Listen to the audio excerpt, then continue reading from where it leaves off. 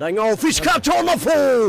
ኤምሬትስ ስቴዲየም ላይ አርሰናልን ይደፍቀዋል ተብሎ የተነገረለት ባየር ሙኒክ ኤምሬትስ ስቴዲየም ላይ እንደ ወባ እንደያዘው ሰው ተርገፍግፎ ተንዘፍስፎ 3-1 ቀምሶ ወጣ።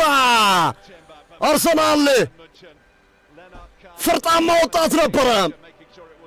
አርሰናል ጎረምሳ ነበረ። አርሰናል አስፈሪ ሰው ነበረ። ዛሬ ግን አርሰናል ጭራቅ ሆኖ ነው ያመሸው።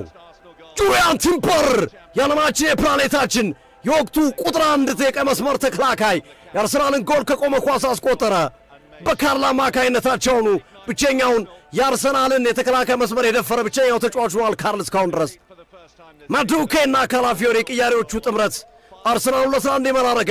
ማርቲኔሊ ሳካን ተክቶ ከገባ በኋላ በካውንተር አታክ ሂዶ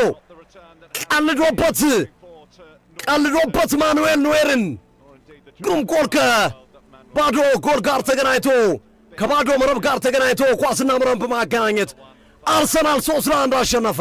2 ንጹህ ጎል 3 ነጥብ የሊግ ፌሱ መሪ በሻምፒዮንስ ሊጉ በብቸኝነት በ3 ነጥብ ልዩነት ሊጉን የመጀመሪያው